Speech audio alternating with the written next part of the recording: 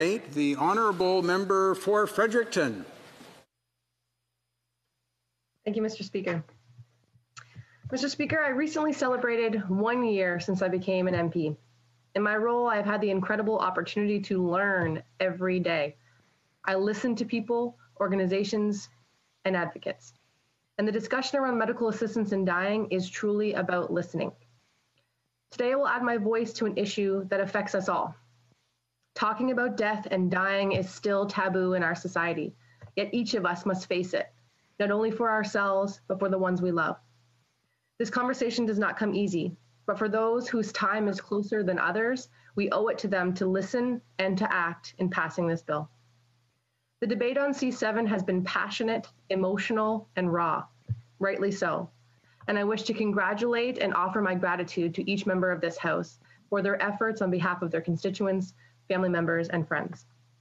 Each of us has been speaking with our community members to learn their thoughts and hear their stories. Human agency has been on display, and the speeches before this House have shown professionalism and integrity with a deep commitment to the fundamental rights of Canadians.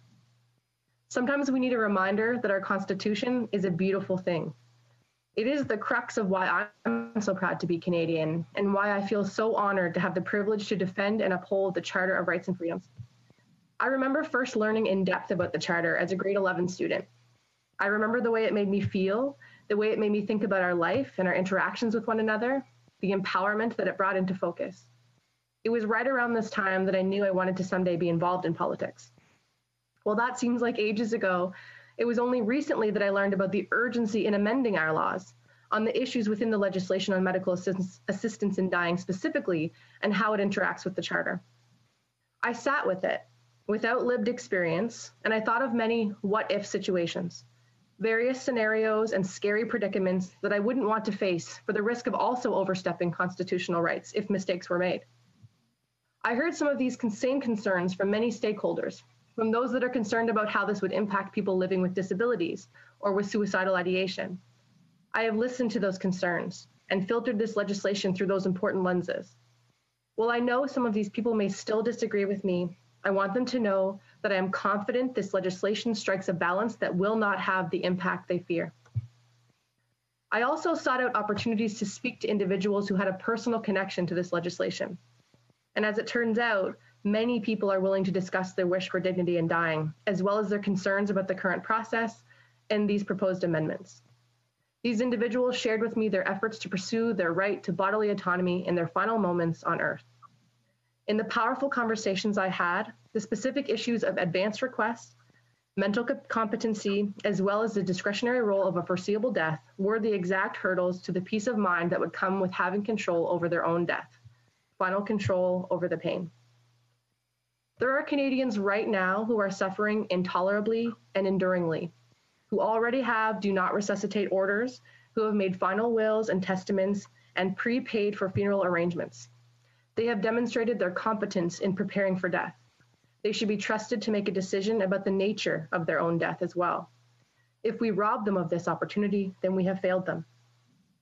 We have allowed our laws to overstep into bodily integrity and autonomy, an infringement of our protected right to security of the person. I also want to address the language of assisted suicide or euthanasia. Our words are important, and it is important to remember that this bill is to amend a bill on medical assistance in dying. We know that a medical prognosis is the safeguard. It is the authoritative layer that protects individuals who are vulnerable. The reality of the situation facing real Canadians is that co-occurring mental and physical illness is extremely common and should not be a barrier to anyone's right to bodily autonomy at the end of their life. Severe depression often accompanies other medical illnesses and is a high rate of occurrence among persons with disabilities.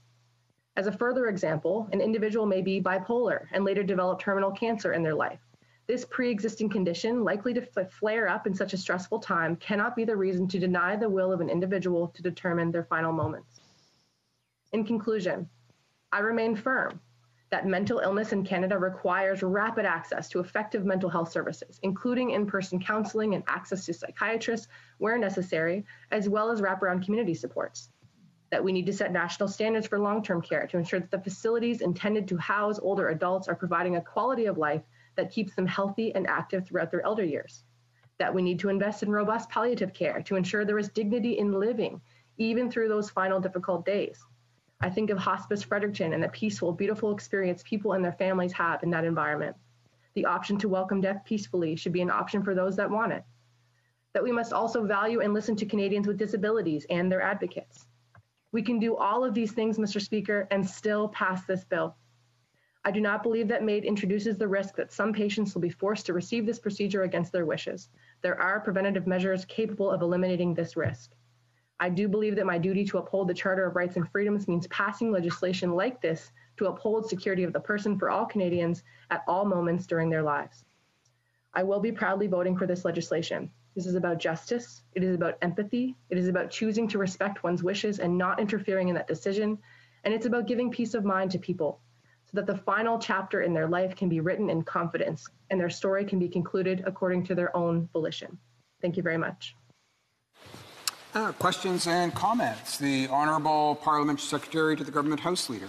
Thank you, Mr. Speaker. This is, in fact, very important legislation, which, in essence, comes out of a court ruling, and you'll find that even the debate really began on this issue in terms of the House after the last federal election, again by a Supreme Court ruling.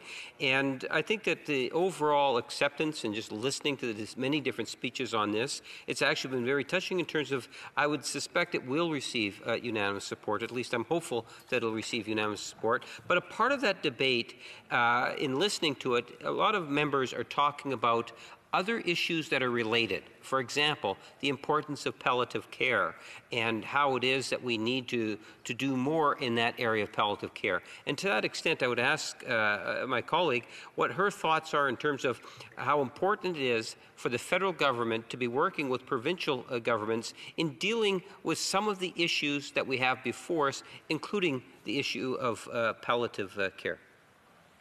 Honourable Member for Fredericton. Thank you, Mr. Speaker, and I thank my honourable colleague for that important question. And you know what, it just makes me think about, where I'm at in my life, and I think about what the future could possibly hold. And I know that it really comes down to that choice. I hope that at that point in my life that there is effective palliative care to ensure that I have the choice to live with dignity right to the end, if that's what I so choose, if that's what's best for me as an individual. So absolutely, we need to do far more, and we need to collaborate with our provincial counterparts.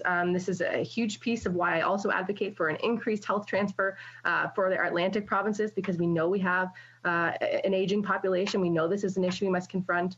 But absolutely, this is the other piece, is to ensure the dignity in dying as well. So I really appreciate kind of the nuanced question. Thank you.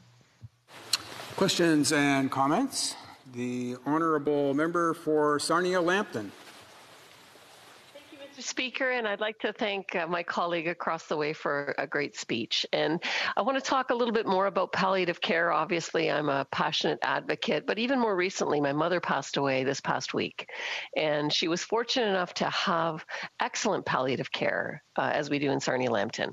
And so the government had made a good beginning on the palliative care framework and starting down that path, but really has not really put a lot of muscle in it since then.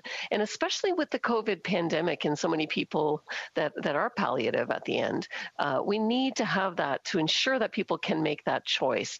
And so I wondered if the member could share her thoughts on what the government ought to do to boost their efforts in this area.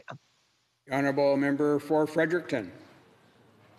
Thank you, Mr. Speaker, and thank you so much for that question, and my condolences to you and your family on your loss. And I mean, absolutely. So it just continues with what I've been saying, but I think it's important for us as opposition members as well to continue to hold the government accountable on some of these promises and initiatives.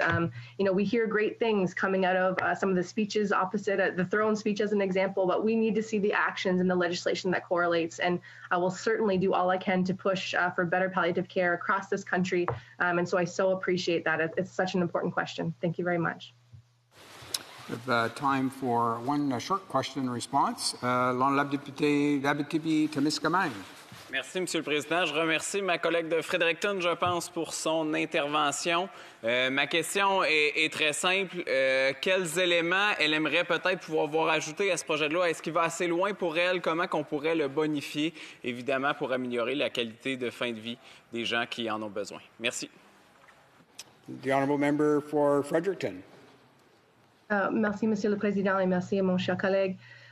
For me, one of the key issues that's been brought forward by constituents is the concept of remedial mental illness and how this might impact their ability to follow through with their wishes. And so, as an advocate for mental health supports, it's such an important question, and I want to be really careful and clear. But as I mentioned, those co-occurring disorders often exist, and that should not be a reason for someone to not be able to pursue dignity and death from another physical illness that they're experiencing. So it's a very specific issue, and I hope to see that addressed in this legislation change. Thank you very much.